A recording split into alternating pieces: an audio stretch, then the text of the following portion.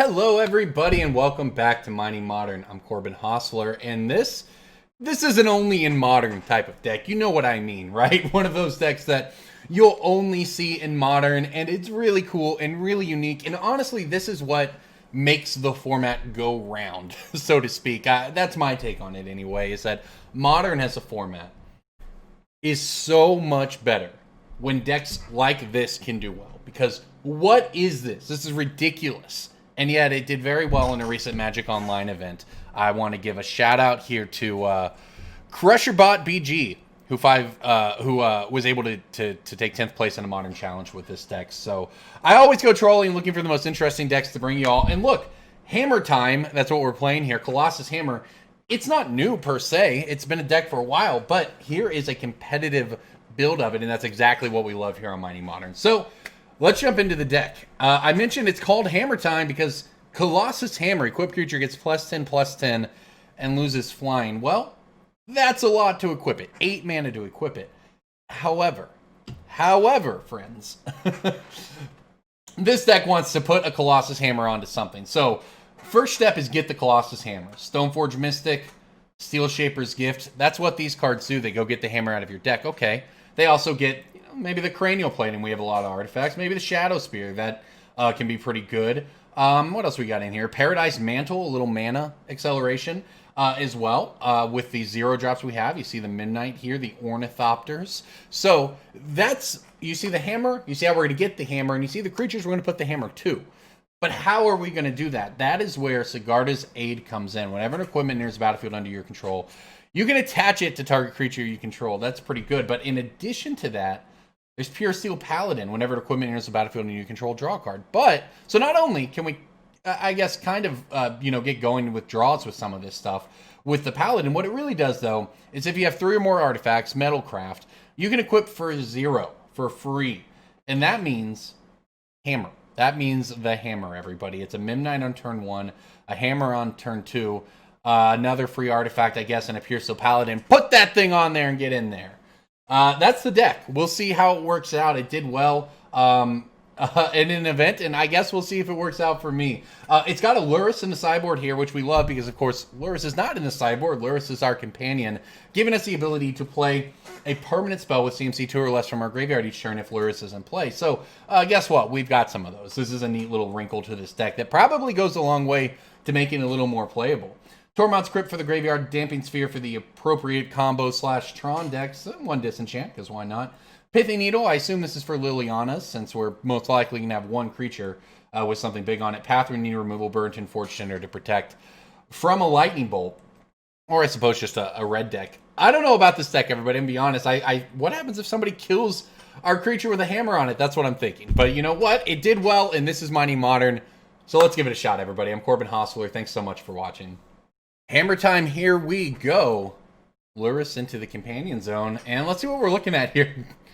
Gonna have to learn how this deck works. And for instance, what is this? Is this a hand I keep? I'm gonna be honest, I think it is. I get to play 6, count them, 6 of the 7 cards in my hand on turn 1.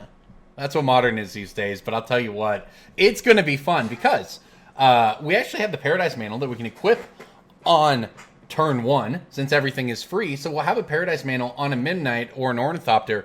We then will get to untap and actually play a Stoneforge Mystic, provided, our opponent doesn't have removal. But even without a second land, we can put a Stoneforge Mystic into play here. Now, I don't know. I don't know if you're supposed to keep this hand or not, but Stoneforge Mystic, Stoneforge Mystic getting our hammer into play is step 1.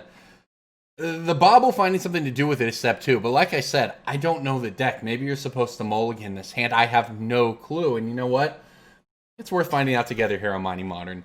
Look, when I always say this, and our opponent mulligan down to 5, that's probably going to help here playing humans. It looks like I play Mining Modern, and obviously I want to win my matches and I want to do well. But I actually think, I understand that anybody who looks at this deck I'm building and says, hey, I want to play this deck and build it, you want to know what that deck is going to work. I think the worst thing a content creator can do is hide their games or only show the good ones, or frankly, only put out content that you're super comfortable with. I put my misplays out there.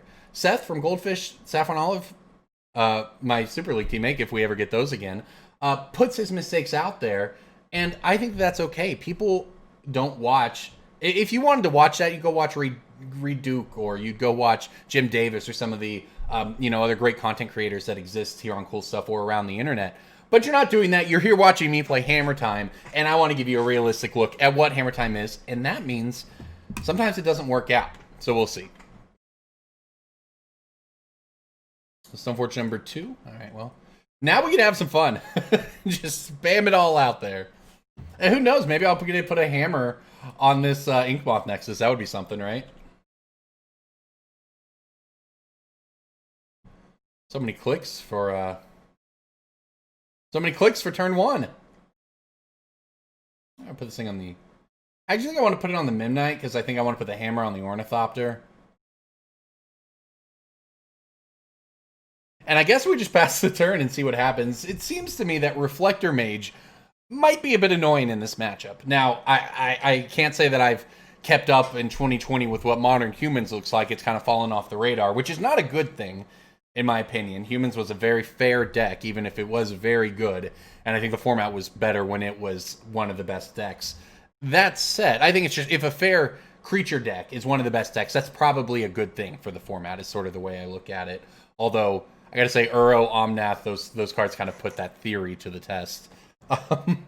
That's probably neither here nor there. Regardless, I don't know if they still play Reflector Mage in the main deck or anything like that. I mean, I'd assume so, but I don't really know. Well, there you go. It's a Reflector Mage. Although I have to say, the Reflector Mage on the Midnight is annoying, because without land, it means we can't cast a Stoneforge Mystic. Any land means we can cast it, but no land means we cannot. But at least I did it before the creature had a hammer on it, right? Alright, Silent Clearing for our opponent on top. And we get to draw an extra card here. Well, this kind of works.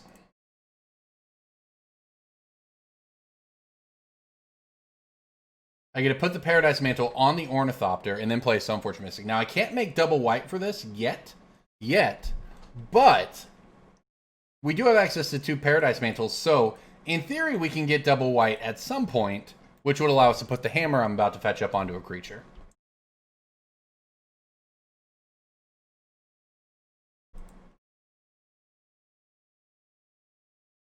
Alright, well, let's pass the turn and see what happens here. I mean, I think we're doing okay.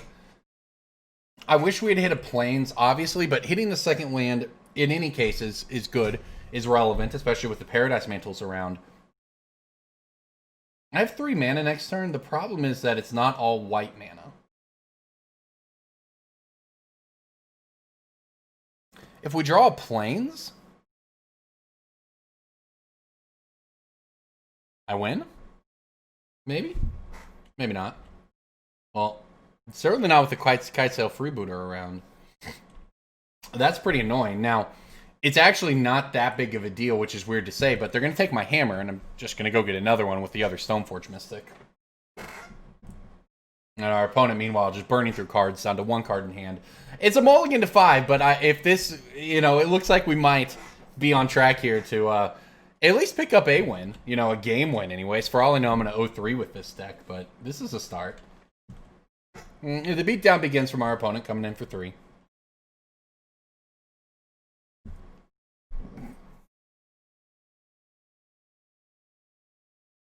All right, let's see what we hit. Oh my gosh, that's a Plains. So what does that mean? I could play the Pure Steel Paladin now, but I don't have the hammer to put into play. I can play Stoneforge and Pure Steel and just set up a win for next turn. I think that's the plan. Our opponent's got 1 card in hand. It'll have to be very good. I think I say win. They're going to have to chump block. I think I get to put this thing on an Inkmoth Nexus next turn. Alright, so I need to use my colorless mana to put this here so that I can make 3 white. And this line might have been bad too now that I think about it. It's too late to go back, but what if I just played Pure Steel and then... No, I guess I could have played Stoneforge and then activated this Stoneforge and put the hammer into play. Next turn, played Pure Steel. That might have been better. That plays around another freebooter, I guess. But I suppose we're at where we're at right now.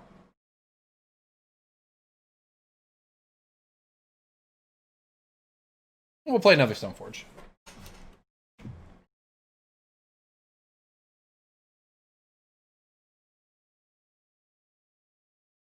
All right, get another hammer here. And all right, play that Pure Steel. So I actually, at this point, oh wait, maybe I could have done it differently. Well, this is what I'm talking about, figuring the decks out as we go. Could I have played the Pure Steel first with the 2 white mana, and then had Metalcraft? I could have put the Paradise Mantle on the other Stoneforge for free, leaving myself mana to play the hammer with the Stoneforge, activate the Blink Moth, or use the Blink Moth to activate the Ink Moth, put the hammer on it, and win? Is that really what... It's possible. I'd have to go back and... you're watching the YouTube video. I'm sure you might have seen it. But when I say... I could have sat here for 5 minutes and figured it out, but we're figuring it out together. The thought process, I think, can be helpful to people when learning... I mean, right? When you're watching a video. It's sort of like if you watch pro play, it's one of the reasons why commentary is good, right? Why you need commentators to explain to you why what you're seeing is happening. So I'll work through my thought process out loud, and sometimes that comes a little bit late. That said, I still think we're doing okay here. It would have been pretty neat to end that game out of nowhere, though, I have to say. All right, they're going to cast something here. It is a Thalia's Lieutenant. That's one of the better cards, I guess, that they could have here. It's going to pump the team. The Kitesail Freebooter is actually going to attack me for quite a bit of damage if they choose to do that. It would have double Exalted, it would be 4, but they would die on the Crackback. So the only safe attack here is, I believe, the Reflector Mage for 5, but that's not going to be good enough to win the game. And instead, they look like they might just be dying.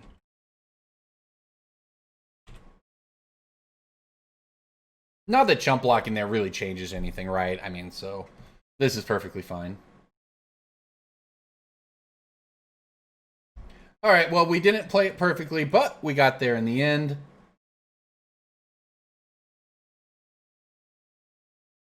Go ahead and turn on this Inkmoth Nexus. Play this hammer. Draw a card off the Pure Steel, because that's a thing we can do. Powerful card. New Phyrexia card. I remember when this thing came out. All right, I would like to use the ability.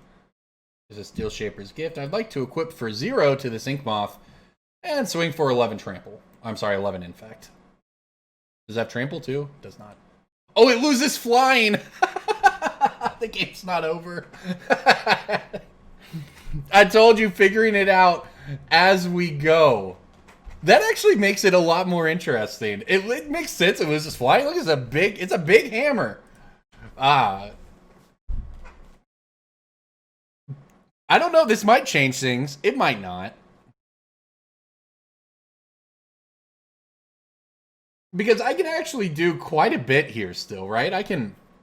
They have to Chump Block.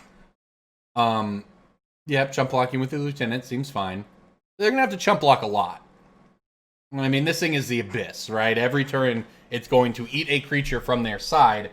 And given that I have a bunch of creatures in play, they're not quite abyssing me when they attack for 4 in the air, but they're not getting there either. And what is this? All right. We're chumping with a Reflector Mage instead. They're double chumping. What? Did I miss something? No trample.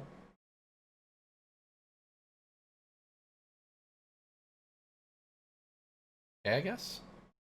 Sure. That's fine.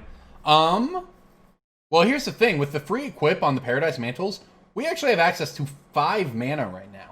5 non-summoning sick creatures, as a matter of fact. So, let's go ahead and Steel Shaper's Gift.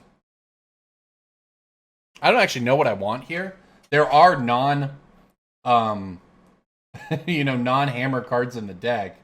Like, for instance, Cranial Plating. Is that the next one I want? Cranial Plating would be like 1, 2, 3, 4, 5, 6 maybe 7. Could the Cranioplating make the Inkmoth Nexus lethal? Maybe. I could also just get another hammer and put it on the Ornithopter, but...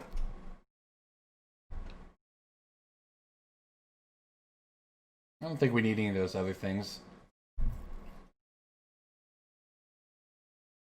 I also put the hammer on a blocker. I've done all of this wrong. I see so many small ways I've messed up this game.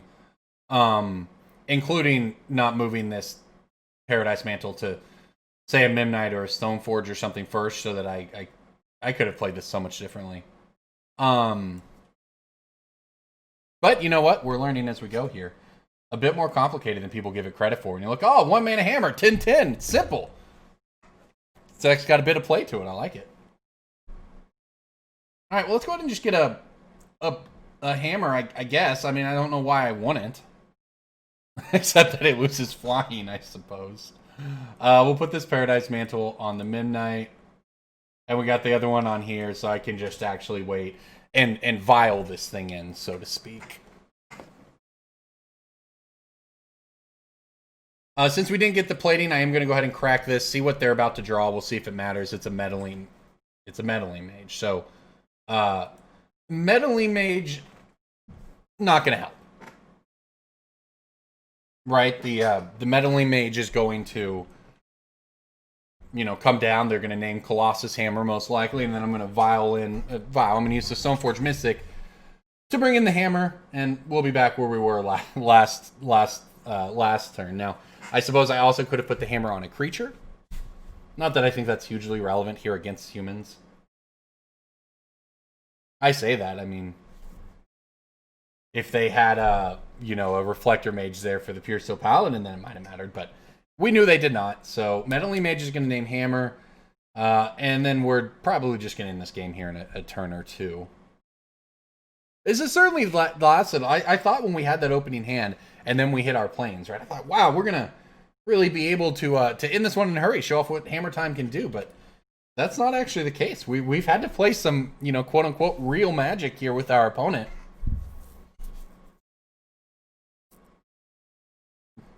Kind of fun.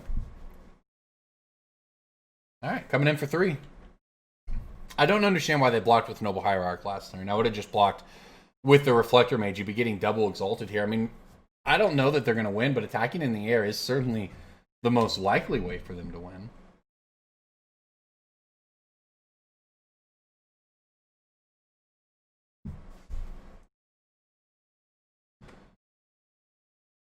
All right, here we go. Lots of hammers.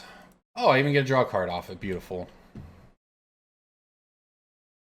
Another Steel Shaper's Gift. Well, I don't know why I wouldn't play it, you know?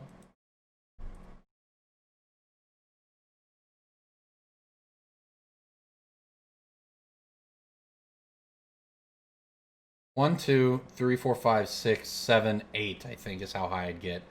So I could do 8 in the air with the 9 in the air with the Inkmoth.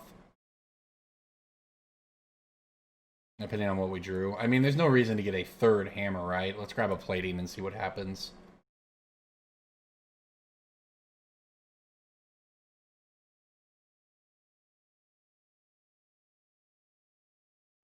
Because if we hit a free artifact here, I think we can get to 10 with the Inkmoth.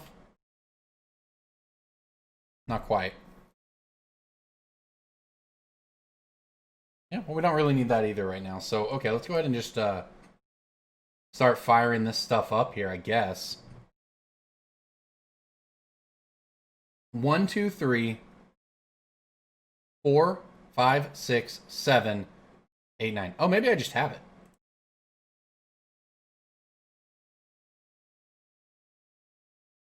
All right, let's turn it into an artifact Blinkmoth creature. I think I have it here because I can also use the Blinkmoth. I can turn it on. So let's go ahead and equip this thing for 0 to the Inkmoth and see where we're at.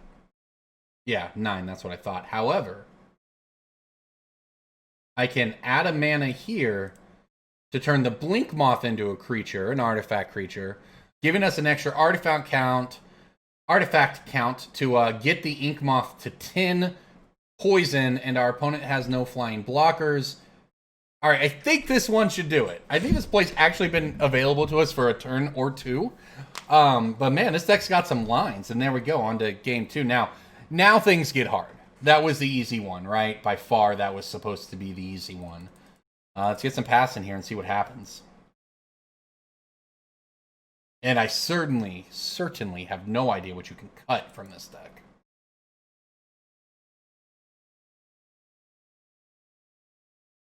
I don't know if we need the welding jar or not. You can't actually get it with anything. It's just another 0-cost artifact.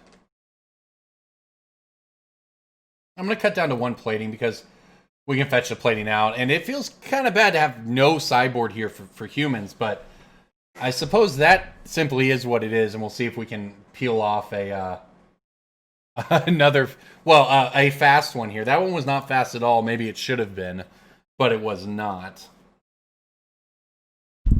This was a lot of fun, though. Look, this, from my memory, and this isn't why I selected, like I told you, the deck did well, but it's a meme deck, right? Hammer Time is a meme deck. That's what we know about the deck, right? It's a fun meme modern deck. But so I got to say, I got into that game, and we had some real decisions to make there. Our lines of play mattered a lot. I think I did not play particularly well. We just happened to be in control of the game. Our opponent didn't have an aggressive start. But just the fact there was that much play with the deck is, I think, a pretty good sign.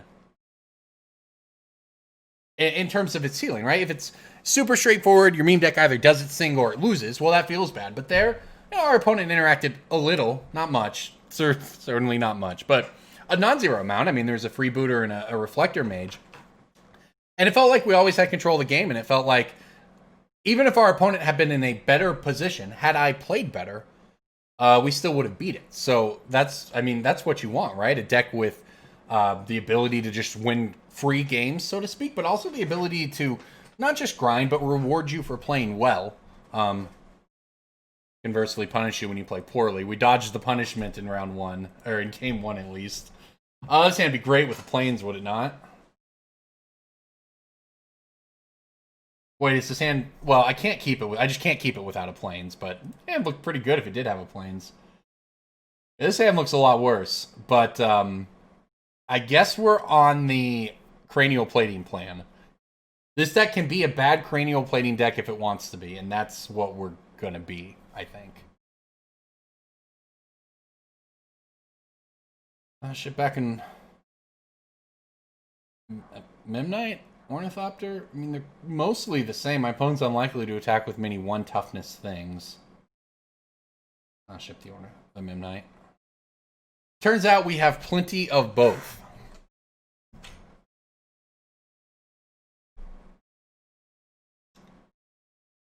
Well, I mean, this is going to look a little like last game. We're going to dump a bunch of artifacts on turn 1. We're going to steal Shaper's Gift for a cranial plating, and then we're going to play the cranial plating on turn 2 and see what happens, essentially. I mean, the hope is that... I mean, frankly, this deck probably doesn't mulligan great. We need a lot of different pieces, especially when you don't have a double white or a Sigarda's Aid or what have you. Oh, excuse me. Looks like our opponent is mulliganing again, though. So we're both going to be in the dumps here. I'm kind of hoping that we both have this anemic draw. We go really slow. And I just I start attacking with a cranial plating up Inkmoth on turn 3 and hope that it's good enough. I guess that's kind of where we're at. I mean, it does look like it would be probably a 5-1. That's two hits is all it would take. We went on turn 4, I guess, is what we're lining up, barring no interaction from our opponent. But without a Vial, we actually beat at least I think we beat Reflector Mage anyways. There's the second white source. That's certainly a nice one. I'm going to go ahead and steal Shaper's Gift here for the... because if my opponent has a Kitesail Freebooter on 2, they're either going to take the gift or they're going to take the plating I get with the gift. So we may as well. I could go for a hammer, but without anything to do with the hammer, right? No way to put it on anything for free here. I think we're best off just taking the plating and kind of sticking to the game plan, which is a slow and You know, not a great game plan, but it is what we got. And if our opponent plays a freebooter here, things are actually going to be pretty annoying. And unfortunately, it looks like what's coming.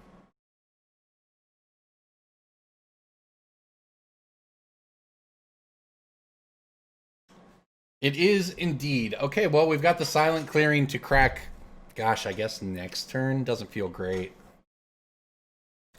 And the thing is, you know, I guess we do have 3 Path to Exiles in here now. I was going to say, our deck doesn't have a way to just get rid of a freebooter. We can't just Lightning Bolt a freebooter or Galvanic Blast a freebooter to get our plating back here. We just have to deal with it. That said, my opponent has a very slow hand. So if we just draw some gas here, we now have our double white. We've got the artifact base that we need. Now let's draw the cards that do something. That's not exactly one of them. This is going to make the game hard. If my opponent has a good follow-up here, if they have a couple Manus Riders or what have you, things are actually going to snowball pretty quickly on us here. Humans turns the corner very, very well. And it feels bad if our opponent mulligans to 5 a second game here and we just put up a non-game. And that is what this deck does. You know, I talked last game about how it did reward us for some play, but at the end of the day, we didn't have a playable 7. We mulled to 6. We had a Steel Shaper's Gift, an Inkmoth Nexus, a Cranial Plating, and some artifacts. I don't think you can mulligan that. Our opponent basically had to have Kitesail Freebooter, but now that they did have Kitesail Freebooter, I don't really know how we're going to win. Answer is hitting the Stoneforge Mystic, I guess. I honestly, there's no Batterskull in this deck in the 75. And I get that Stoneforge Batterskull is like pretty slow for Modern these days. But I would not hate to have a Batterskull in my 60 right now against a Humans deck, frankly.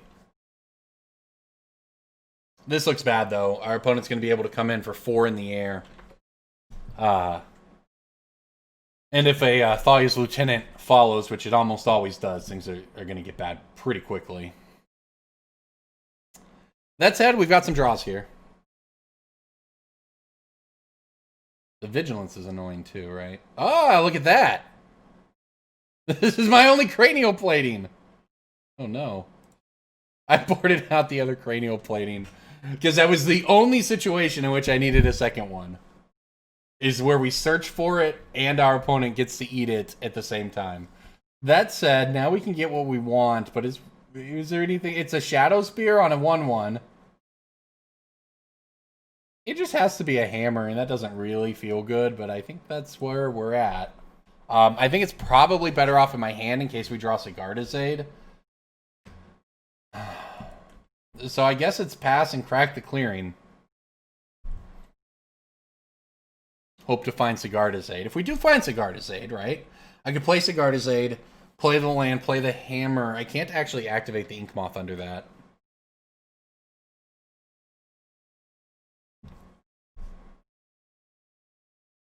Yeah, this game's going to be a difficult one all around, I think.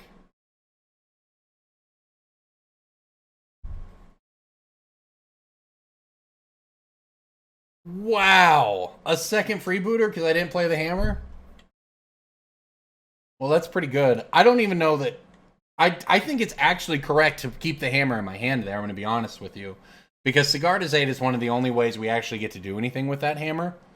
And Sigarda's Aid doesn't work if we play the Colossus Hammer. So we could play around the 3 freebooters in their deck, or we could play around the 4 Sigarda's Aid in our deck that we actually, need to try to win the game. So this was honestly just kind of an unfortunate turn of events. We'll see if we can find a way to dig out of it.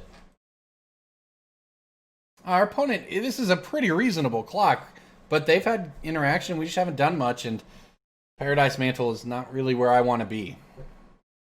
I should be blocking this thing, though, huh? I guess I've taken 2 more damage than I needed to. Just assume these are useless, but they're not. We got the old Ornithopter blocker plan. Which, it must be said, if this is where we're at, things are probably not in a great place for us. But all hope is not yet lost. We could hit Sigarda's Aid Hammer. And now I actually could suit up the Inkmoth Nexus if that was the case. And our opponent, has a Vial. They have 3 lands, 3 creatures, only 1 card in hand. Now the Horizon Canopy can crack, so this is probably our last chance here with this Mishra's Bauble. This is our last chance to get in the game, I think. I should have... no, this is the right time to do it. Alright, well, they're drawing a Cavernous Souls. That is not a creature that kills us. And then we're going to draw 2 on our turn. We're going to take 3 damage here, go to 9. Yeah, they're 1 Thalia's Lieutenant from turning the corner to basically a position where we can't come back. But, I mean, they're also, you know, that 1 card in hand not being Thalia's Lieutenant and us drawing some good cards away from us clawing back into this one. Unfortunately, it's 3 mana for a Reflector Mage. Okay. I mean, I guess this doesn't matter that much.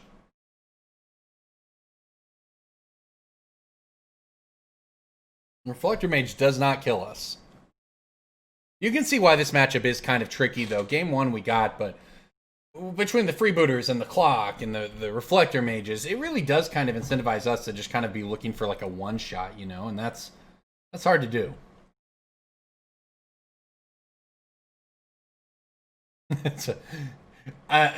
Missed a couple blocks, but that is very much not going to be the difference here. I say that. There's the Sigarda's Aid. We got there, right? I can't play the Ornithopter, but I can play the Sigarda's Aid.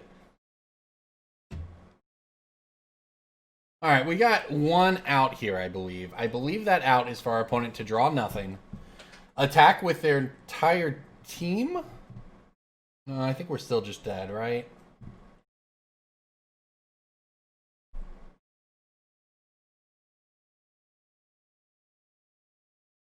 Aura and equipment spells, not artifacts. So I can't just flash in this Ornithopter here. Yeah, well, we got 50% of the way there on the draw step. We weren't able to finish it off, unfortunately. So I think it's going to be on to game 3. We'll see what happens.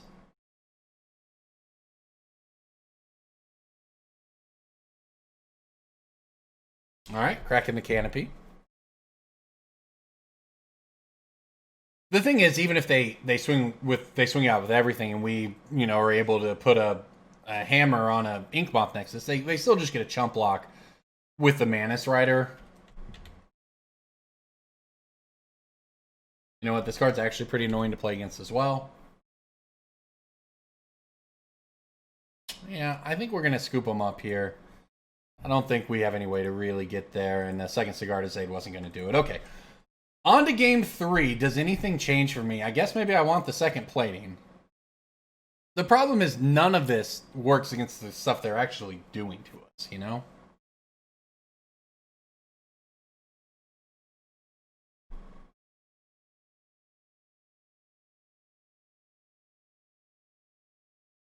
Give this a shot, I guess. I honestly don't know.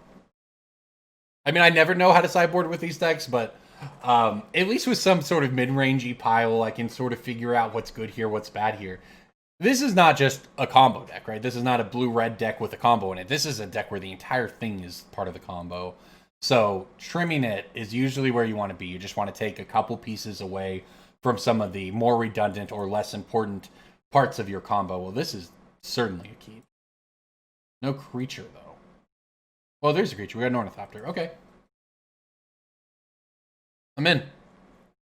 This hand could be all right. Now, this cranial plating is going to be pretty tiny in comparison, and there's no Inkmoth to put it on. But you do what you got to do, right?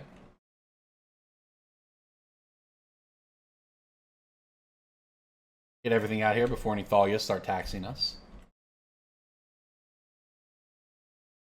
Oh, I get to do it. Okay, sure. Sure, I'll put the Paradise Mantle on the Ornithopter. I mean, turn 2, we get to play a land, play plating, put it on the Ornithopter, attack for 3. We're doing it. We're off to the races. But realistically, what it means here is for our opponent. I mean, we're in a position now where if we draw a Hammer, they're in a ton of trouble. If we draw a Steel Shaper's Gift, they're in a ton of trouble. If we draw a Stoneforge Mystic, they're in a ton of trouble. If we draw artifacts, well, I guess they're not in trouble. Our plating just gets a bit better. But I even have this path sitting around. So this is a situation for us now where almost all of the draws in our deck are good. Even land could be good depending on what it is, right? I think there's 8 more planes in here. Any other land would, in theory, be one we can use. So let's see what happens. What if this deck could play like an Inventor's Fair? Oh my gosh. And that's how you do it, folks. Just right off the top. No fuss. Play a hammer. Keep up a path. This is the game we needed. This is why you play this deck. Remember I talked about... And look, I didn't expect this to be a 30-minute match 1 when we started here. I expected fast ones with this deck, but we're coming in for 10 on turn 2. And we have a Path to Exile. Our opponent's only way out of this, I believe, is stuff like a lot of blockers, basically, while trying to grow your champion in the parish. It's going to have to involve a Reflector Mage. But if they don't have a 2-drop here, I'm just going to path the champion and kill them. And even if they do, they're chump blocking the Ornithopter until next turn. So no matter how you slice it here, this was just an incredible game for us. Put them on the back foot immediately. And look at this. This is another bad situation for my opponent because they're going to freeboot us. And I'm going to path the champion of the parish in response. So this does give them their 3rd land for whatever they want to do next turn. But it also means that the champion with the champion gone, the Kitesail Freebooter is on chump block duty. So the cranial plating they're going to take out of my hand, I'm going to get right back as soon as they're forced to block. That said, all of that said, this is the world. This is the line. This is the game in which my opponent can get back into it. This is the game where they can use this freebooter to chump block this turn, next turn play a Reflector Mage, and then all of a sudden, maybe be fine, because I can't replay the Ornithopter until the turn after that. I can't put the hammer on it with the Sigarda's Aid if the hammer's in play. They can dig out of this one. This game is not over by any stretch of the imagination. And, we could just draw lands and draw Sigarda's Aid, and we might not ever realistically attack with a hammered up Ornithopter again in this one. This is 100% going to come down to whether my opponent has the Reflector Mage here. And I'm actually just going to play the Sigarda's Aid here, not the plating, because if there's a Reflector Mage, I'm going to need to put the plating on my Ornithopter immediately and equip it on the turn after it all lets up. Now, at least, because we were able to get, imagine this game where my opponent has a champion of the parish, right? It's a disaster for us. So the fact that we were able to get off to such an aggressive start on the play meant that by being forced to chump block with that and then successfully chump block with the freebooter, even if they get a lot of it back here with the Reflector Mage, which, by the way, they don't have because they're going digging, the game would still be going on because they would still be down a couple cards, right? And then it just becomes whether or not we can sort of get going again before they put enough pressure on us to kill us. But all of that was contingent on a Reflector Mage buying in time. Without a Reflector Mage or a Skyclave Apparition or whatever you play in humans these days, you're just dead, right? This Meddling Mage is a chump blocker. And obviously, the longer the game goes where my opponent is playing creatures and chump blocking my Ornithopter with their creatures, well, that's better for us. Nice job by them. Heads up, naming the Path to Exile so that I couldn't remove it and just win.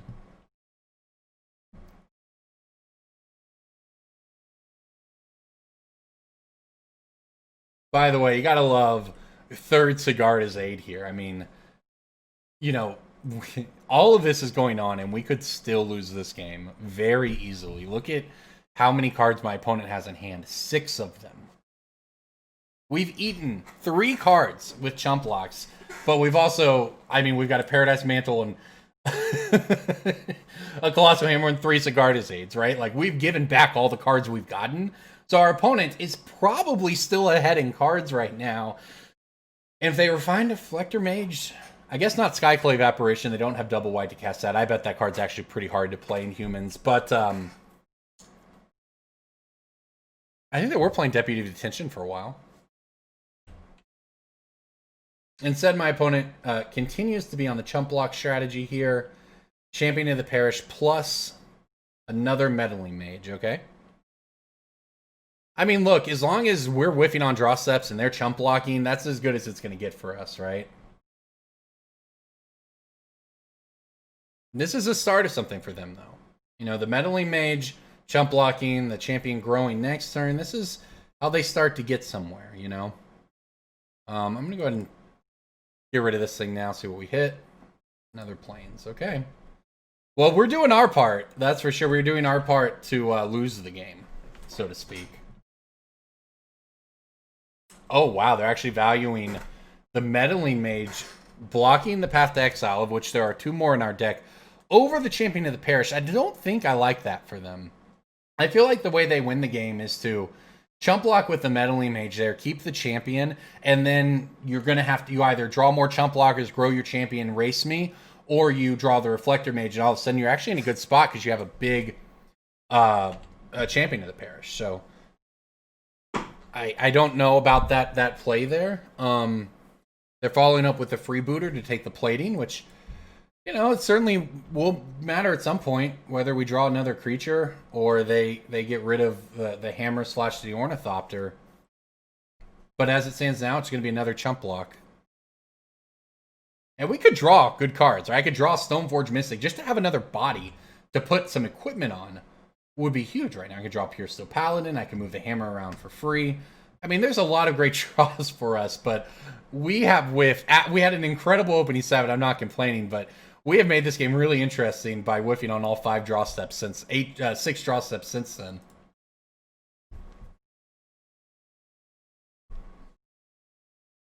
All right, 10 power creature coming in. Chump blocking with the Kitesail Freebooter. Well, they're all in on this Meddling Mage, which I think is probably good for me because I did have a Cranial Plating I couldn't play. I did not have a Path to Exile I could not play. So now I have a Cranial Plating I can play, and I still don't have any Path to Exile. So valuing this Meddling Mage is an interesting decision on their part. It certainly makes sense. It's the thing that kind of keeps them alive. I can't remove their only blocker, but I'm just not real sure. They're sort of giving away a lot of the potential they had, I think, to climb back in it the more it goes. That doesn't mean they can't, obviously. But, you know, block with the Meddling Mage and keep the Cranial Plating out of the game, you know?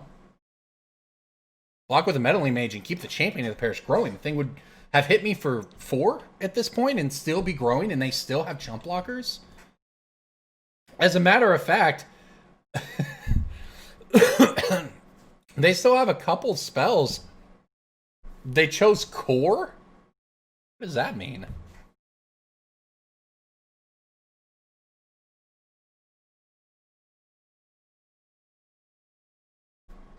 All right, let's see what it is.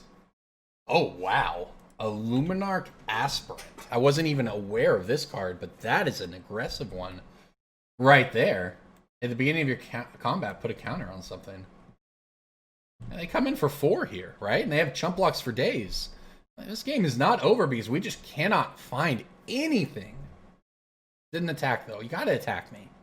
You're supposed to punch me for 4 there because you've got to try to race. Huh? Let's see what they're going to hit after we swing, I guess. Who knows? Maybe they're coming up with 12 toughness to try to block here.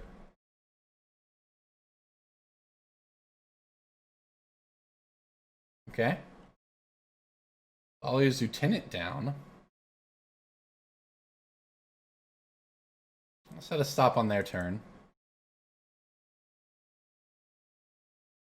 I think now they're down to 1 card, and I'm starting to feel a lot better about this. But imagine if they had chump blocked differently. This Champion of the Parish would be massive, and it would be racing me. I think I'd be down to like 7 or 8 or something on this turn, and then they'd be threatening lethal next turn with it. You know, we still got a long way to go here, but okay, they're gonna hit an Ancient Ziggurat, so they're gonna whiff. They're gonna give us a shot. We're gonna hit a Mishra's Bauble, another one. I mean, who knows? At this point, maybe the clock's gonna come into play. My opponent's down to 3 minutes. I did not expect to have a barn burner here against humans in the first round, but I sure would like to take this one down. Looks like they've got something to play, though. Oh, no. It is a Skyclave Apparition. That's why you... What is this, a core spirit? That's why you named core, I guess. Oh, no. Oh, yes? Wait a minute. They took the hammer. Now all of a sudden I have a flying 3-2? That's not going to be good enough. I think we're going to lose. I don't think my opponent played it optimally, but you get to see the ups and the downsides of hammer time, folks, because we attacked for 10 on turn 2, and then we did not play another relevant card. And now I think we might lose. And my opponent's going to get rewarded with the Path to Exile that I cannot cast. Wow. Props to them. We're going to lose. We're going to die. I don't think they played it correct. I do not think that this was the correct decision to keep this over a champion, which would probably be threatening lethal this turn. But come on. What a feel bad. What an absolute feel bad. All we needed for so long to win this game was just a second creature. I have to attack. It's not getting any smaller.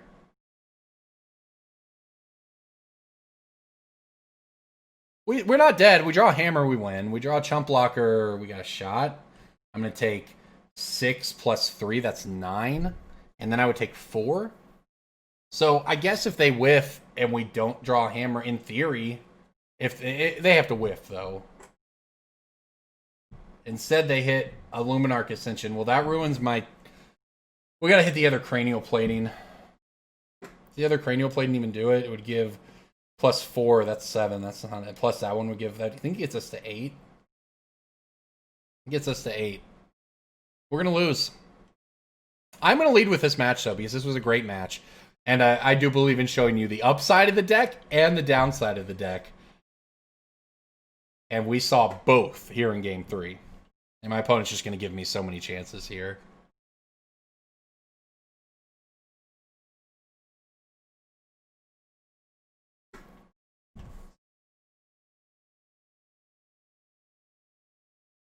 I think it's just a little too late. Then again, watch this. This is 4. This puts him down to 3. Now I have a chump blocker. This might have been one of the better draws. Is this game not over now? We have the roller coaster of emotions with this one. I'll tell you what, folks. The Inkmoth, my opponent didn't attack. That was probably wrong. They were playing around something, I'm sure, but need to turn that thing sideways. And because they didn't, I did not take, because they didn't attack, I didn't take a bunch of damage.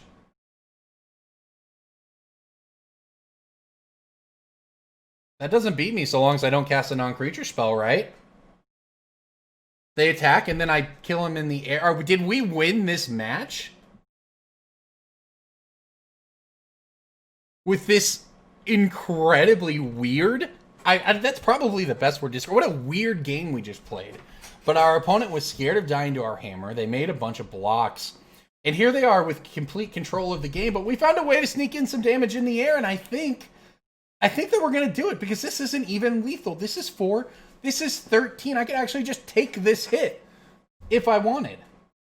They have no card. I'm just making sure I'm not missing anything here. No cards in hand. Swinging for 1, 2, 3, 4, 13. But you know what? I'm going to chump block anyway. They have no cards in hand. It should be over.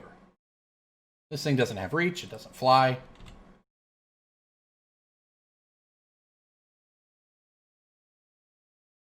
Wow. What a game. It's funny, actually. If I play this hammer, I would lose. My opponent would go up to 5, and then they'd have a chump blocker, and I would lose to their swing back. However, that's not the case. And with my opponent at 30 seconds on the clock, we're going to take it down with the Cranial Plate and Ornithopter and triple Sigarda's Aid in play. What a match, everybody. Wow, thanks for watching. Let's, I don't even know what to make of that one, but let's give it another shot, I guess. That was fun. It's going to be hard to top that last one, but let's see what we can do here with some hammer time. This looks like a keeper to me. Honestly, looks like a pretty good hand, right? Turn 1. All it's missing is a... frankly, all it's missing is a 0 drop, right? If we had a set of the Segment Cigar State, if we had an Ornithopter or a Midnight here, that would be pretty great. As it is, though, I will still keep the hand. I'm thinking this through. What if on turn 1... okay. Our opponent mulligans to 6 and has a Leyline right away. That is the thing a lot of decks... Is it Boggles? One would assume here? Boggles is the deck that most often main decks the Leyline. It is, because not only does it protect their hand from Thoughtseize, it protects their Boggle from Liliana. Not the 0-drop artifact I wanted, but it's a 0-drop artifact. All right, what do we do here? I think the line is play Blink Moth. Play...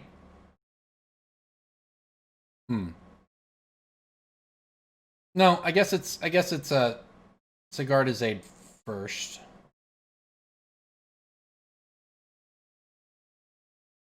Let's see what they're gonna draw. Oh, I have to target. Just kidding. I guess I'll target myself. We're gonna draw a Castle Ardenvale. Well, that's actually fine. Another land, another white source is not so bad here. Now, this game, though, it has to be said, this essentially comes down to my opponent, right? This is one of those matches where one of us is going to do something silly and completely overrun the other one with it. And if my opponent makes a giant life-linking, first-striking Boggle on turn 3, that's a 10-10, or I'm not going to win. But we have a hand that's going to do quite a bit of damage itself here. So it just all depends on who can make the bigger creature faster. And that is, that's a hammer. Okay. All right, let's play Stoneforge. Do I actually want to get a hammer here? I probably do. Well, actually, I think I want Shadow Spear. But you know what? If I'm going to need the Shadow Spear, I'll get it with the next one. I'm going to get a hammer with this one.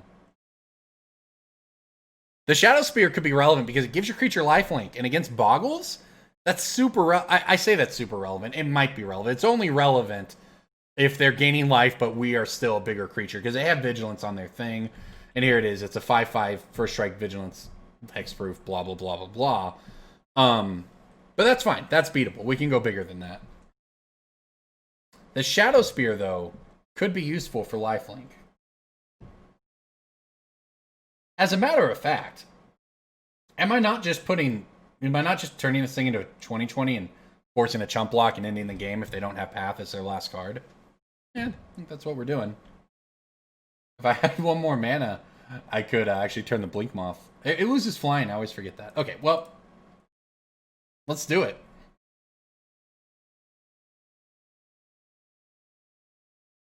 I think I have to go for it.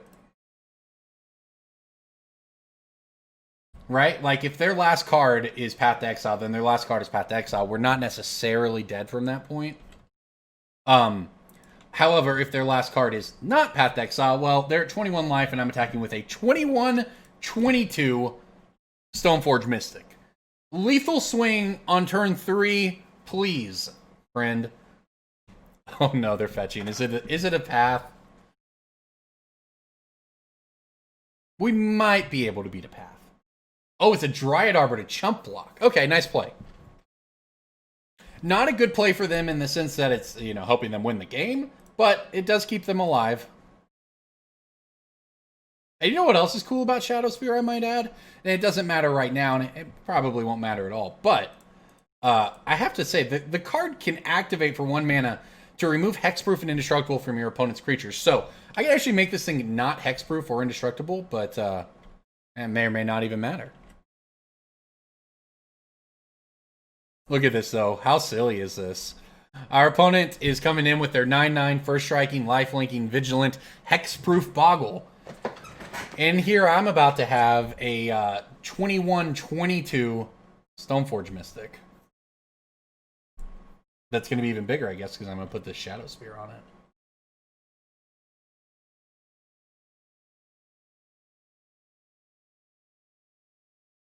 Okay, well, here... Oh, my opponent's at 29 now, it must be noted. So this is why we needed the lifelink, by the way. We're coming in for 22 damage. We're going to deal 22 damage to our opponent. And then figure out how to play, I guess.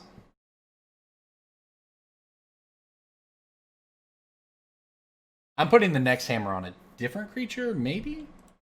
Don't actually know.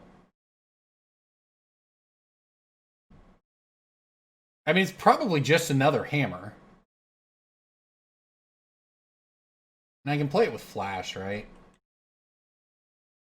This is actually kind of awkward for my opponent because if they don't have anything to make the Boggle bigger, and it looks like they don't. Oh, they do. Oh, they do. It's a 15-15 now. Well, at least it doesn't have trample, I guess.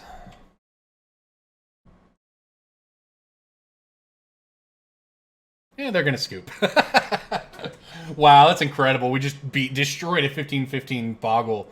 Because I can play this hammer with flash. I'm gonna chump block and then I swing back for a billion. What a this deck makes some weird games, I'll tell you that much. I guess we get our one disenchant in here. That's really it. We put our one disenchant in the deck and hope that it's good enough. That's the plan, everybody. I don't think the Pithy Needles are good. The Path to Exile is only good. I mean, the Path to Exile is okay, I guess. I guess the Path to Exile is fine here because we could get the Shadow Spear and make them lose Hexproof, which obviously would just win you the game in most cases against Boggles. But we can also pick off a Stray Core Spirit Dancer or something like that. It's not, I don't love it, but it comes to the cost of 2 Mimknights and a Welding Jar, right? It's not that big of a deal. So we'll see what game 2 looks like, I suppose. I have to remember Lurrus. I don't know if there's a game I bet that game earlier. I don't remember actually. I think I have to ship this one. Keep this one though. This thing attacks for 10 on turn 2. Wow. This deck is so fun when it's fun, is it not? Like, wow.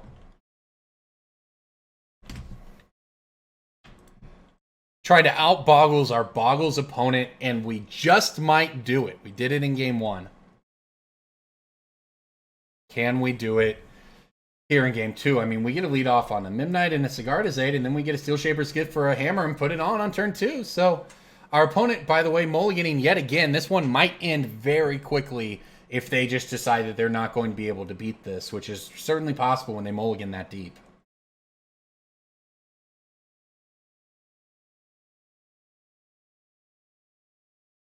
And here we go with the Cranial Plating, give us some redundancy here. Now, Path to Exile is what beats us, right?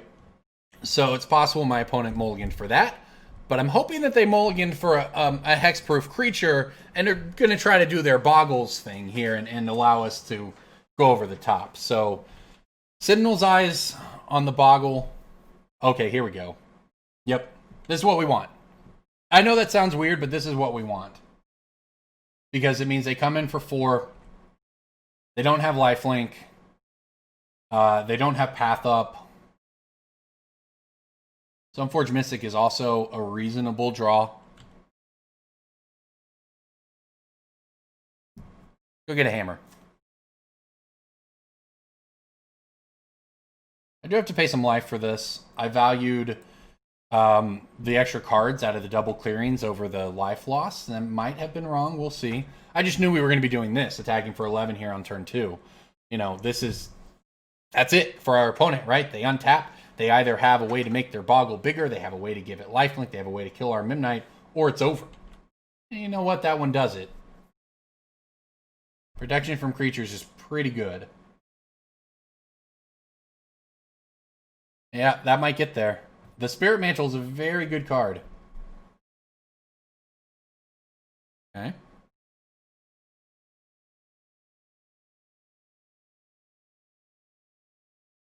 Alright, well, let's play our Stoneforge and see what happens here. I mean, I could put another hammer on this thing, but that doesn't really matter.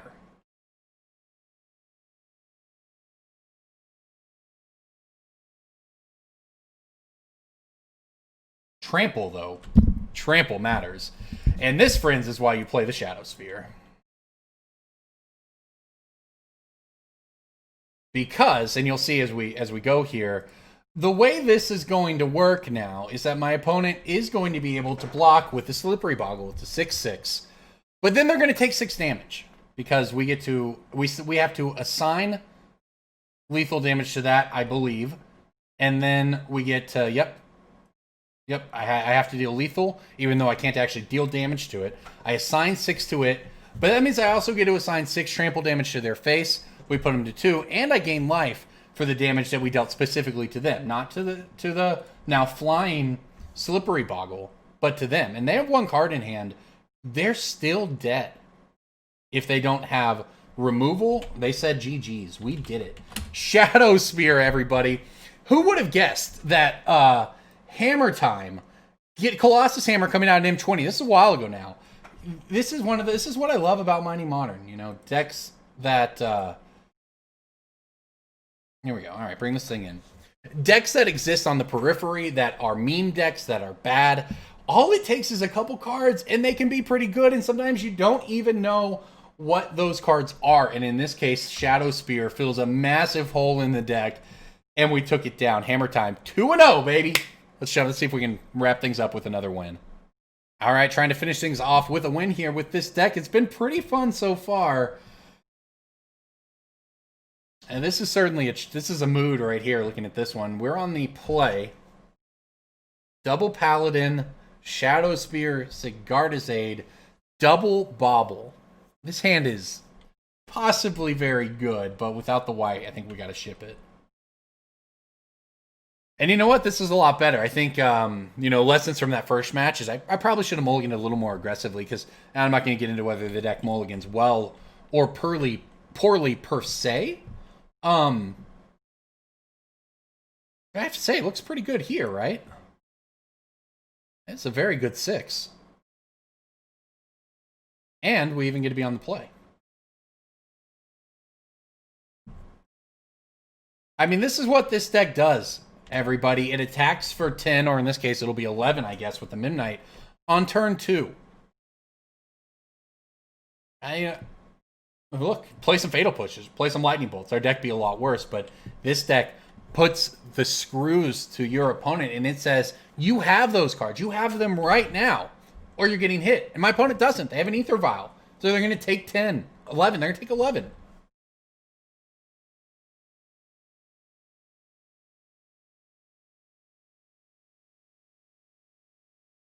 I don't know what we want to hit. I mean, I guess we just want to hit a hammer or something, right? I'm perfectly fine just drawing another planes. Saves us a point of life this turn.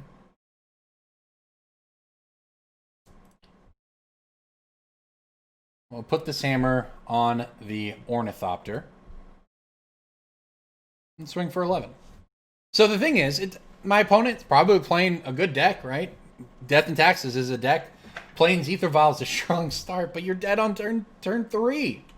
If you don't have an answer to this, you need removal, you need blockers, and if all you have is, if all you have is creatures, they're just chump blocking. And that's what this deck does. It says, have the removal spell right now, or lose. So we'll see if our opponent has a removal spell, because guess what? If they do have it, and we don't, rip a Puresteel Paladin or whatever off the top, and a third artifact for that matter, to move the hammer around, our hammer is going to be stranded. That's how this card works, but they don't have it, and on turn 2, our opponent scoops, everybody. The first one was long. You showed how we could win a long game, and this is how we win some short ones, too. Wow. Let's sideboard. Okay. All right, Mono White Death and Taxes, I believe it is, that we're looking at here. I don't really know. We'll go with some generic sideboarding options here. Cutting all the zeros is, I think, an okay strategy for game 2 and 3. In game 1, you don't want them, right? Because you want to do exactly what we just did. You want to maximize your ability to play that Puresteel Paladin and have Metalcraft. You want to make sure you have your 0-cost attackers. You want to make sure, with only 20 lands in the deck, that you have the mana to cast the spells you need to. But that's how the deck is supposed to work. Get the scoop on turn 2. and move on to the sideboarding where things get much, much more difficult. And frankly, I don't know exactly. I mean, I think the paths here are good. Maybe we even want more of them. I actually think the Swiftfoot boots would be pretty good too, is the thing. The plating gets a little worse as we cut the artifacts. The needle is the question mark one, but we did see an ether vial. And who knows, there might be moms or whatever whatever you call them, giver of runes. So we'll see here. Now this hand, the dream, if it had some lands. Wow, this deck is really something. I'm gonna keep this one. Remember that whole attacking for 10, 11 on turn 2 thing? We're gonna do it again. Except now, gosh, we might even get to do it with impunity, with hexproof here. That said, something's got to go to the bottom. It's probably the plating. Frankly, I think that the Swiftfoot boots on the Memnite, and I actually think I'm going to, depending on what my opponent does, I might take it a little slower. They mold the 6 as well. I might take it a little slower and try to protect that Memnite with the Swiftfoot boots if we can. Maybe not. We'll see.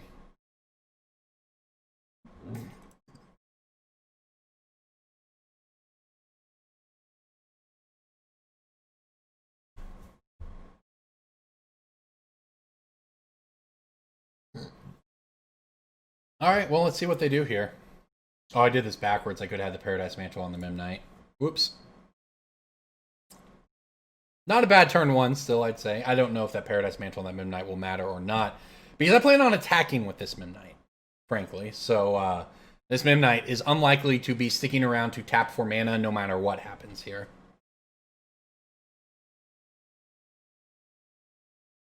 Fancy lands for my opponent. Zendikar Rising Expeditions. I am a fan. I love the original Expeditions from Battle for Zendikar. I have almost the complete set. I have a lot of Expeditions. I really like them. And then they came out with a new round of them, and I have to say, the fact that they're in non-foil as well weirds me out. I just don't feel like I should be looking at a fancy... Wow, they really got us, too.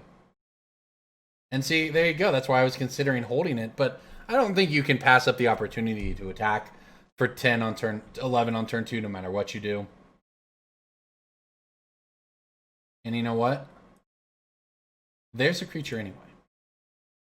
So now we're going to force our opponent, and I do like this On Thin Ice, by the way. This is a really cool card. Enchant Snowland, exiles a creature until On Thin Ice leaves the battlefield. It's a neat twist on sort of an O-ring. That said, a Pure Steel Paladin is now in play. Our opponent doesn't know it, but our hand is still very good. I could even...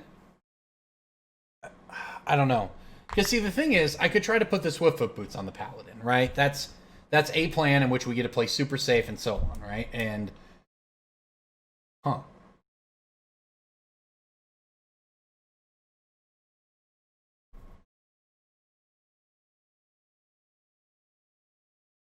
They're just showing me removal and counter magic, you know? I'm gonna go with the boots. I don't know about this one, but this will at least force it before we go in on the hammer. We may not draw another creature to be able to do anything here, but as you can see, they were holding up removal, so this was the correct play beyond a doubt. The question is whether or not we're able to dig out of it, because look, we still need to find a creature to put this stuff on. And without that creature being a Pure Steel Paladin, we actually have to pay mana to put the boots on stuff. But we have a hammer, we have a Steel Shaper's Gift, we have a boots. All we need are creatures. So our opponent, I thought they were on Death and Taxes. It's just a Bant Snow deck. Creature, please. That's not a creature. Is this a creature? That is also not a creature. I guess I'm a Steel Shaper's Gift for a hammer here. Because I may as well take it out of my deck so I don't draw it, right? And that, honestly, I should keep the Paradise Mantle in hand as well. This is one of those things I'm sure I'm missing with the deck is holding cards, you know, for like maybe I played that Pure Steel Paladin and then I played the boots to force my opponent. See, that was actually just wrong of me, right? They might have done it in response to the Paradise Mantle, so I didn't draw a card. But this forced them to do it, you know? So it's possible they wouldn't have done anything when the Paradise Mantle hit play and I would have drawn an extra card. So, I don't know. We also might have drawn that after they pathed it. I don't really remember. Spend a lot of time thinking about lines with this deck, it turns out, which is not something I expected. Not unwelcome at all, but not what I expected either. Our opponent's still holding up removal, it looks like. Yeah, well. We need a creature. Frankly, I kind of want to pop the Silent Clearing now to look for a creature, actually. We have 0 drops in our deck. In this case, it works out to be mostly the same.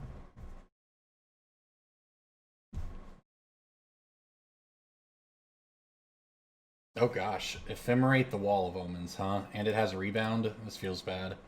I mean, I have to path the stupid things. I'm not letting him draw 2 cards. The path isn't doing anything else, so... And whatever we path after they draw 2 cards is not going to help us much either at that point, right?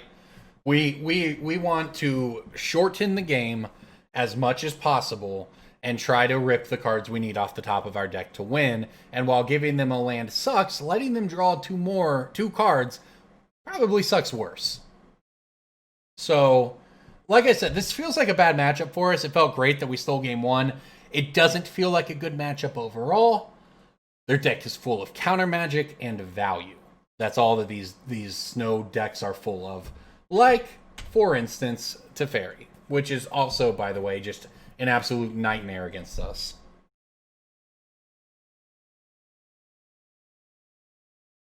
Not really sure what our path back into this game is right now.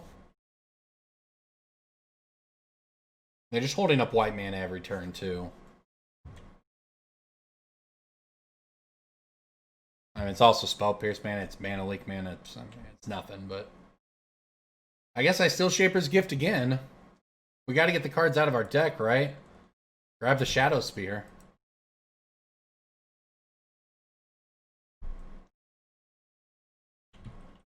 I don't know that we have much of a shot here, but if we do, say, draw a Pure Steel Paladin or something, we can at least give it a go, right?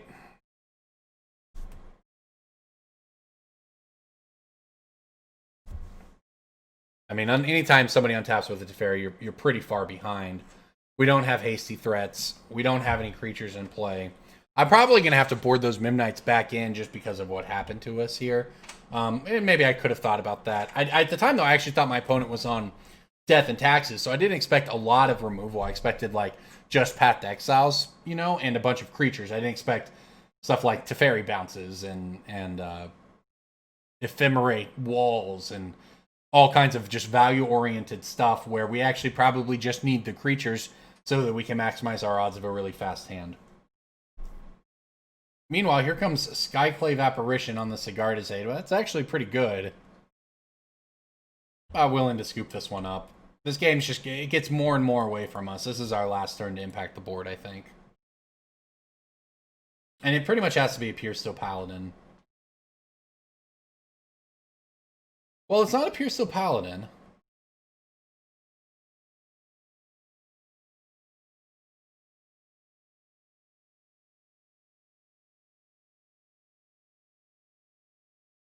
You know, seriously, good for my opponent having that Skyclave Apparition there for the Sigarda's Aid, because I was actually kind of going to do it here, right? I was going to put the Swiftfoot Boots on the Ornithopter. I was going to play 2 hammers and attack for 20. I was going to do that.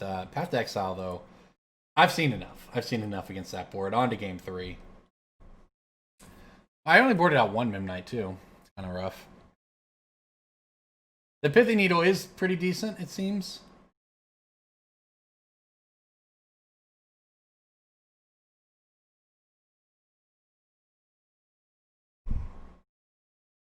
The problem is I really don't know what we're supposed to cut. Right? Like, I really feel like I'm going to end up cutting a Mimnight again. I just don't know what else I'd want. If anything, I'd want more Pithy Needles for Teferis. I think Teferi might be more problematic than anything else, almost.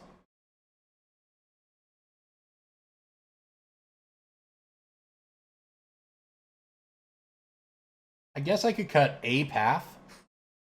Just given it's not Death and Taxes, you know, I didn't see Thalias or anything like all the creatures they're going to play, whether it's Icefang Quaddles or stuff like that, they're just going to be value creatures, right? Value creatures where Path to Exile is sometimes good, right? As a good use of Path to Exile, I guess, against that wall last game.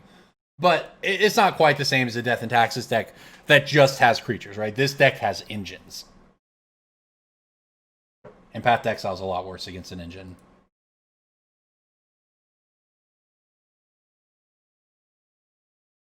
Yes, I'm gonna give it a shot. This hand needs a Pure Steel Paladin, or it needs a Sigarda's Aid, but you know what? It has a couple draw steps to get there. We're on the play. We have a Mishra's Bauble. We have a Steel Shaper's Gift. We have 2 creatures. I think this is the kind of hand that, you know, every hand is going to need something. This is something I picked up a long time ago from covering pros and just listening to them talk really to each other. You know, I think the first time this really came up is I was covering 2018 Worlds, the World Championship in Vegas, and it was, I believe it was Team Haruya. I could be wrong about that. Against the CFB team, right? The Huey Jensen, Reed Duke, that whole crew, right? And it was 6-on-6, and I sat in. It was the first time Guilds of Ravnica it wasn't released. The set wasn't out, but it was the first time it was played with because as part of Worlds, they had the pros play the new cards, right? So no one had really seen Guilds of Ravnica, and I got to sit in on watching them play test.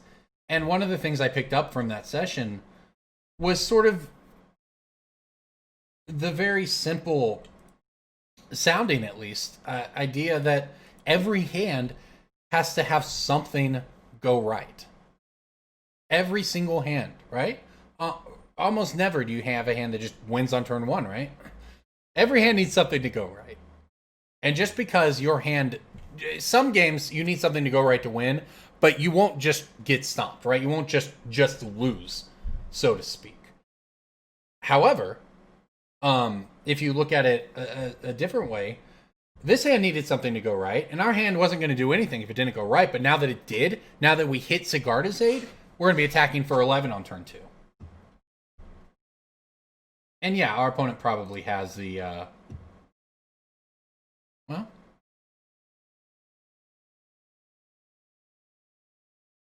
I can play this with Flash. I've been thinking it through, and about whether I want to try to do some kind of boots maneuver onto with a hammer on an Ink Moth, and try to do something weird that way.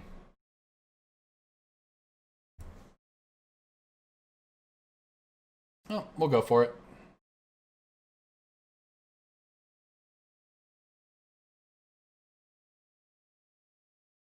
I guess we'll put it on this thing. Yeah, and they have it. Okay. I think this is okay. I think it... because the options were either do this, right, and do nothing, so to speak, burn the Path to Exile from their hand, or I hold the hammer. That turn, I play the Sigarda's Aid. The next turn, I play the boots plus the hammer. I think the hammer is guaranteed to get on something that way. But they still have the removal spell. So, I don't know. The thing, we still lose, right? Because what happens there is they still path one creature and they still on thin ice the other creature, no matter what order we try to do things in.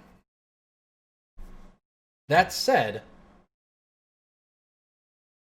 that isn't it. But,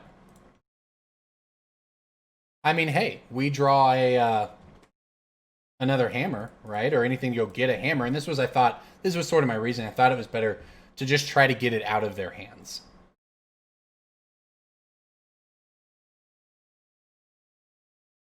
So now it's out of the hand. They're down to 4. We're in a position where, I mean, genuinely, this is an interesting board state for us with the ramp from the path, because we can start spitting out Castle Ardenvale tokens next turn. That's something to put some equipment on. Well, obviously, we don't have 8 mana for the Colossus Hammer, but we also dealt a point of infect damage to my opponent. They can only interact with the Inkmoth Nexus via instant speed removal, not sorcery.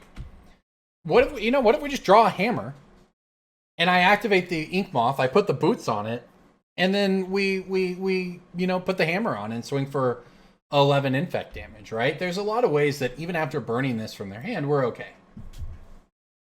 And frankly, the way it's going, who knows? Maybe we'll hit 8 mana. We're at 5 right now.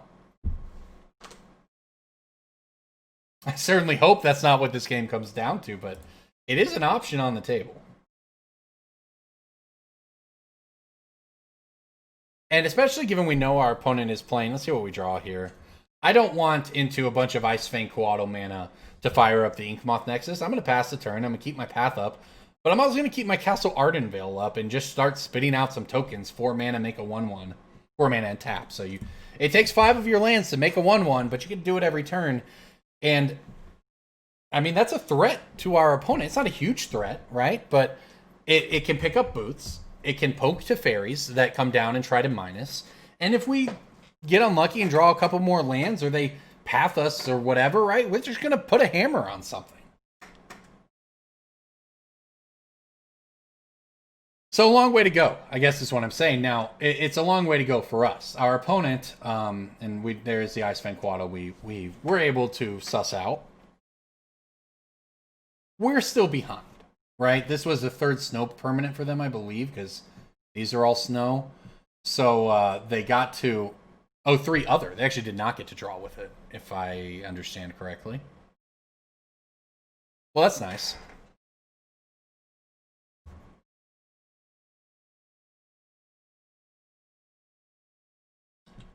I don't know about that one, though. That one seems hard to beat. I'm going to have to path it, aren't I? I'll path it when they escape it. I'll let them put some work into escaping it, and then I'll path it.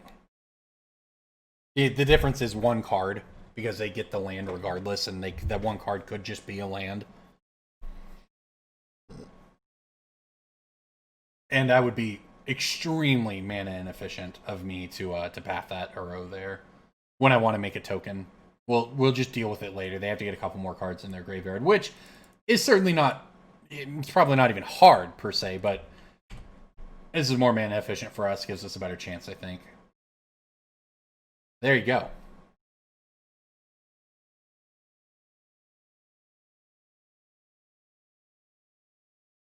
I'm thinking. Activate the Inkmoth. 1 to put the boots on it. 1 to path the Coatl. 1 to hammer it. Looks like lethal to me.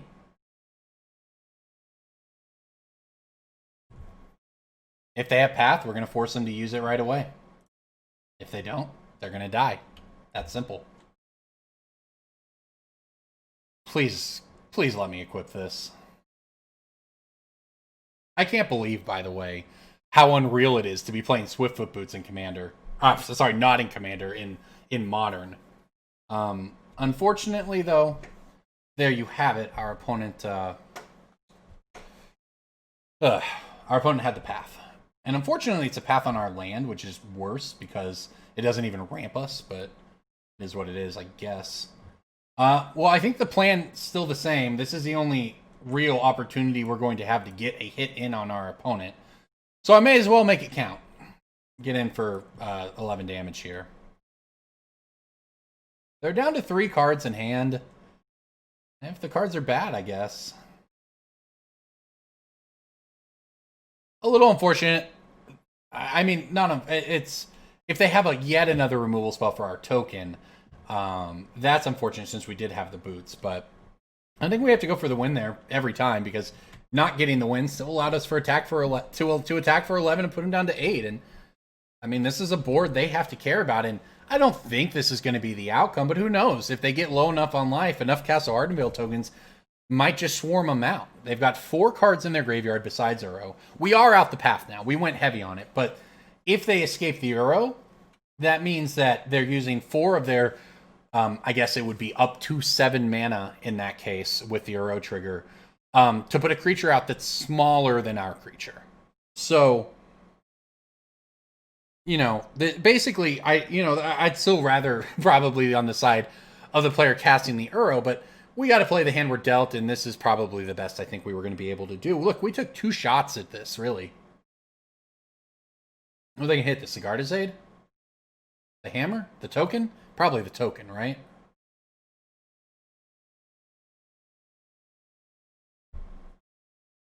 I think it's probably very rare.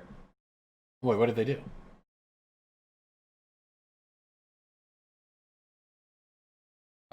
Did they misclick? Did I miss something? I have Lurrus. I need to remember that. That's for sure.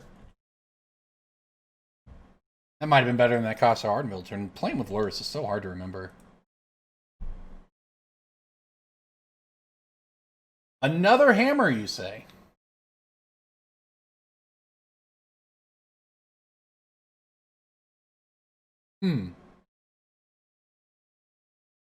Well, I guess we swing and make them block. I think they might have misclicked with that Skyclave Apparition in there. I think they wanted to take out the human. Oh, it's non-token permanent. So they could have taken the hammer. I mean, I drew another hammer. I would have put the other hammer right back on it. So probably doesn't make a giant difference in the end. I hope I haven't punted any games to Lurrus. I am atrocious at remembering partner companions, and it's probably specific. I mean, I've never played with them in paper, right? I've never played a paper game where I've had a companion, and I don't play a ton of Magic Online outside of recording for Modern, so I just haven't run into a ton of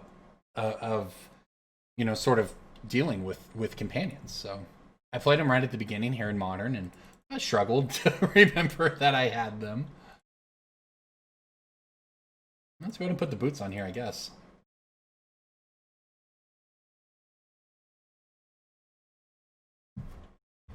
All right. Well, I mean, look, this is still bad for our opponent, is it not? Now we have the Hexproof token.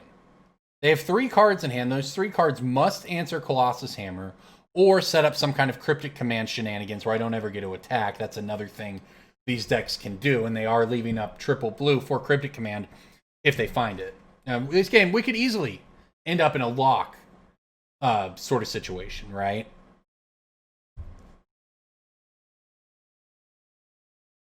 And that's what they got. And then they fetch from Mystic Sanctuary. They put it back on top of their deck. The whole Field Bads. That's a nice draw, though. All right, first things first, move to combat and make them use it. Or they're going to chump block. It's fine, too.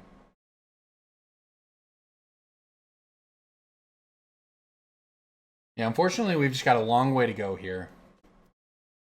We're going to have to try to dig through our opponent's stuff. And unfortunately, the Icefang Coatl that I can't do anything about is very good for them. They get to cycle with it, so it already is free. And then they get to take down my stuff with it. Pretty powerful card.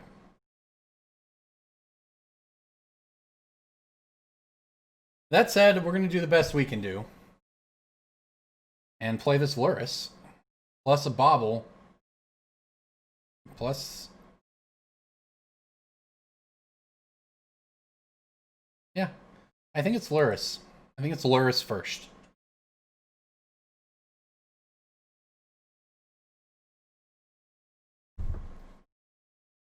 Now let's see what their last card is here. It's a Remand. Okay. Yes, Remand is fine. Because I get to do this.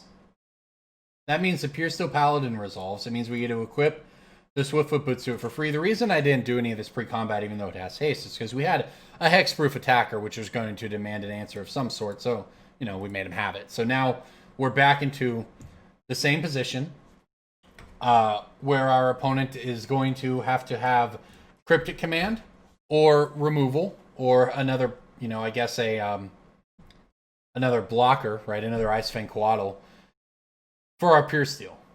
It's a 22-22. Now, the real problem, I think, for my opponent is if it's exile another target creature you control. Okay. They're working through their chump block options right now. This is all sick value, though. Bant Blink is a real archetype with absurd value. Let's see what the other play is, though. It's a Vial. Only one in hand, though. Uro is hanging out in the graveyard, but we have a 2022 Hexproof Haste creature in play. They're certainly not going to like that. That said, they do get a lot of value off the Soul Herder here. They've got blockers for days. We don't... And as it starts to be... We don't have Trample without a Shadow Spear. We don't have Flying without an Ornithopter and Inkmoth. And even if we did, the Hammer brings it low. This game is, yet again, still got a long way to go as our opponent just gets massive value over there. But I believe we're going to make them double chump block on this turn. Unless that last card, well, I guess now 2 cards with a Breeding Pool gets us, they're going to have to double chump block because of Lurrus.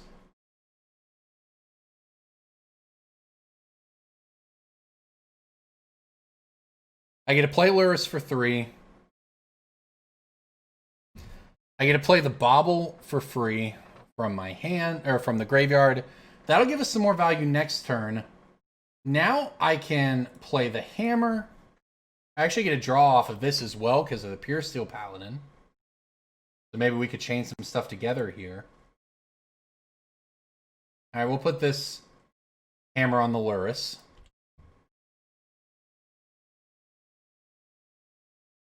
The whole 13-12 lifelinker. Alright, would like to use Pure Steel Paladin ability to... Okay, well. This is interesting. We're going to have a lot of cards to work with next turn. And then we get to attack and force 2 chump blocks. So, look, we are... Oh, no, I misclicked. I forgot to move the boots. What a disaster. What an absolute horrible misclick. We might still be able to dig out of it, but they should be down 1 more creature here, and it sucks because it means they're going to get another blink off. That was a really damaging misclick, I'm not going to lie. May or may not have decided the game. We'll see. They still have to find... I mean, because the thing is, they still have to find answers to our board, and we're going to have 3 fresh cards next turn. And if a Pure Steel Paladin is in play, or if I get to play Pure Steel Paladin from my graveyard with a Lurrus, I get to draw off of that stuff. We might have the card advantage engines to keep up, provided they don't, you know, sort of... Provided they continue to play fair with stuff like this. Although, that said, Eternal Witnessing a path back to hand, they're actually going to get the Coatl. Okay, I actually prefer them to take the Icefang Coatl here over the path. If they take the path and hit the Pure Steel, not only do I lose the Pure Steel's ability, right, to move stuff around for free, I also lose the ability to draw cards before our combat. So... I want to use these Mishra's Baubles, and now we know the only card left in their hand is, in fact, an Icefang Coatl that they can play and get value off of. But that means I get to pretty much do what I want here, and the cost is going to be sacrificing a creature to an Icefang Coatl. But that's really it. So we'll see here. Let's start by looking at what they're going to draw with this.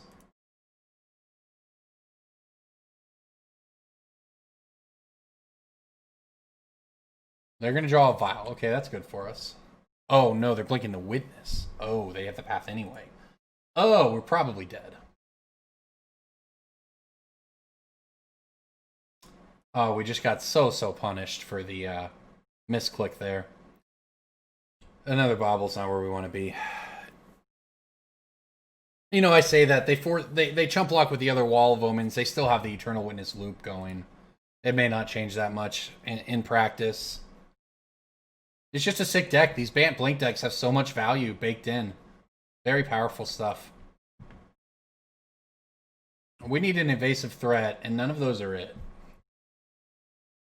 I guess I can create another hammer. Or another... I mean, look, we have our own engines going. I'm lamenting the value they have, because I do think their value is better than our value. But, I mean, hey, we're not doing nothing here. And look, I even get to make a hasty token here.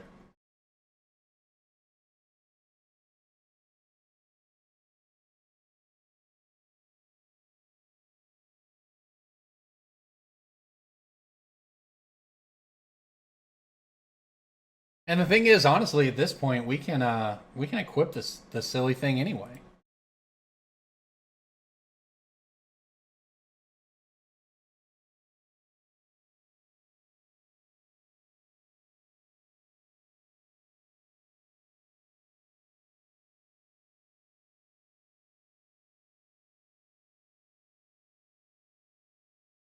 All right, so there's a path on the Pure Steel Paladin. They let us get the trigger out of it. I mean, they actually kind of did that all wrong, right? They let us get the trigger, and then they even made us fetch beforehand. I do wish I could equip it, putting these things on at instant speed, though, right? If I had that Pure Steel out.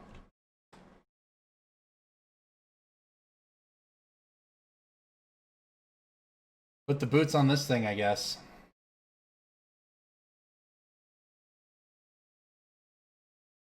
I mean, maybe this is wrong too, because that means they get to Path of Lurrus. I don't really know. I mean, I do know I just have to get in with both creatures here, though.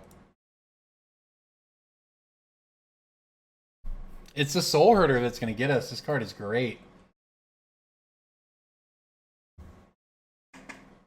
I'll tell you what we desperately needed was a Shadow Spear. That card seems really important in this deck. Trample would just completely change this, right? Like, look at these Icefang Coatls here. Does nothing against against Trample. I just don't know if we can get there, though. I mean, look, we have all the life, we got more cards, but you can't really beat an opponent looping an Icefang Coatl, right? Like, I just don't actually have the cards in my deck to beat that unless we find Shadow Spear. So I guess, hey, we'll keep looking.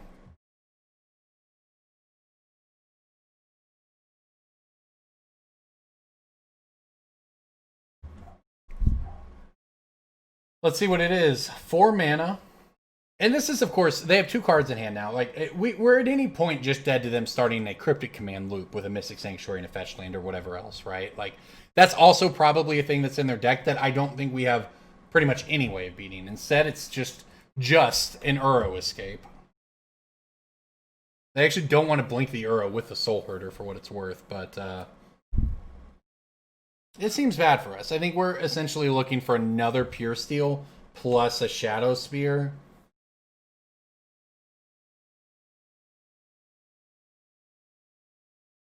I have all 4 hammers in play. I just want to note that. But actually, if we hit, I mean, it's just if we hit Pure. This is the plan. We have to hit Pure Steel Paladin, and we have to hit Shadow Spear, and we have to use the Pure Steel to get another hammer onto this thing, and then put the other thing on it so that we can win. Let's see if they get the Path or the Coatl. It feels weird to be talking this pessimistically when our opponent's down to 5 minutes on their clock and we're at 29 life and have an 11-11, but this is unfortunately, I think, where things are at. Is that we're actually very close to just being dead. And they're about to draw an Ephemerate, so that one would probably be the nail in the coffin. But here we go. We'll see what we can find. An Ink Moth and a Shadow Spear? And another Bauble?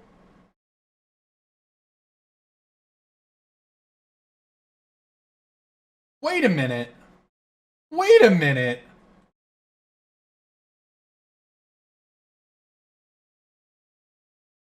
I have 9 mana.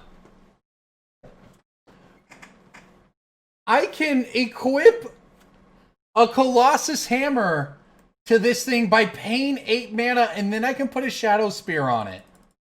And I believe we will have Hexproof the entire time. I think this might work. Our opponent can put 11 toughness in front of it. Oh no, that puts him to 1. No, the Shadow Spear. I'm sorry, it's Counterspell or bust for our opponent. You got the counter, I scoop. You don't, I think you're going to lose. Maybe not, though. The Coatl actually gives them another point of toughness.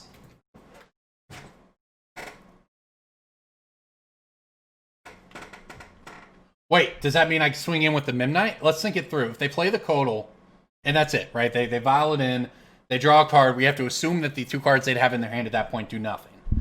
This is a 22-22 Trampler. They would have 7, 11, 12 toughness to put in front of it, which means they take 10. The Memnite would actually be what makes them take 11 if they have nothing but the Codal. This would be an incredible way to win. And this thing is the Codal. See, the Codal blocks the haste, hexproof, lifelink, trampler. It doesn't have first strike, so playing that would trade with it. Instead, they're doing a very different line that I can only assume is worse for me. Because I made the right attack.